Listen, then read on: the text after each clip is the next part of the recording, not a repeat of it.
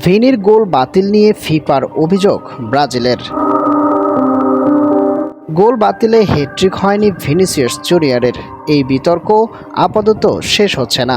এবার ভিনিসিয়াস জুনিয়রের বাতিল হওয়া গোল নিয়ে ফিফার কাছে আনুষ্ঠানিক প্রতিবাদ জানিয়েছে ব্রাজিল।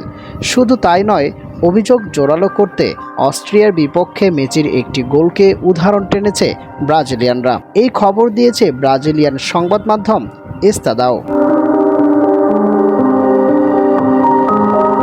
স্কটল্যান্ডের বিপক্ষে ম্যাচের 22 মিনিটের ঘটনা ছিল এটি। স্কটিশ ডিফেন্ডার জ্যাক হেনরির কাছ থেকে বল কেড়ে নিয়ে গোল করেন ভিনিসিয়াস জুনিয়র। তবে Mexican referee Cesar Ramos video replay দেখে জানান তিনি ফাউল করেছেন, বাতিল করে দেন গোলটি। গোলের শট নেওয়ার আগে ভিনিসিয়াস হেনরিকে পেছন থেকে পা বাড়িয়ে ফেলে দিয়েছেন, এমনটাই ছিল রেফারির অবস্থান। ম্যাচটিতে পর ভিনিসিয়াস দুটি গোল করেন, ব্রাজিল জেতে 3-0 ব্যবধানে। রেফারি গোল বাতিল না করলে হ্যাট্রিক হতো ভিনিসিয়াস জুনিয়রের। এ নিয়ে ম্যাচ শেষে আক্ষেপ প্রকাশ করেছেন ব্রাজিলিয়ান তারকা ভিনিসিয়াস জুনিয়র। তবে বিষয়টি এখানেই ক্ষান্ত হতে যাচ্ছে না, ব্রাজিল ফুটবল কনফেডারেশন সংস্থাটি জানিয়েছেন। সংস্থাটি আরও জানিয়েছেন, ভিনির গোল বাতিলের সিদ্ধান্ত টুর্নামেন্টের মূল দর্শনের পরিপন্থী। রেফারি রমেসার এই সিদ্ধান্ত শুধু ব্রাজিলের জন্যই নয়, স্কটল্যান্ডের খেলোয়াড়দের জন্য বিস্ময় ছিল না।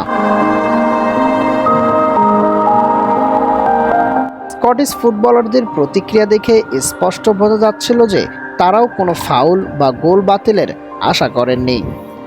ব্রাজিল টেনেছে মেসির গোল প্রসঙ্গ। অস্ট্রিয়ার বিপক্ষে মেসির 38 মিনিটের গোলটি নিয়ে বিতর্ক আছে। সেই গোলের বিল্ড আপে অস্ট্রিয়ার সাভেল গ্যালাসেল ট্যাকেল করেন আর্জেন্টিনার মিডফিল্ডার অ্যালেক্সিস ম্যাক অ্যালিস্টার। বলের লড়াইয়ের বাইরে থাকা অবস্থায় স্লাগল মাটিতে পড়ে গেলেও রেফারি খেলা চালিয়ে যাওয়ার নির্দেশ দেন। অস্ট্রিয়ার খেলোয়াড়দের প্রতিবাদও আমলে নেওয়া হয়নি। সেই আক্রমণ থেকে মেসি গোল করার পর এ নিয়ে পক্ষে বিপক্ষে নানা কথা হয়েছে। ব্রাজিল গতকাল স্কটল্যান্ডকে হারিয়ে রাউন্ড অফ 32 নিশ্চিত করেছে। এশিয়ান পরাশক্তির জাপানকে প্রতিপক্ষ হিসাবে পেয়েছে সি গ্রুপের চ্যাম্পিয়ন ও 5 বারের বিশ্ব চ্যাম্পিয়ন ব্রাজিল।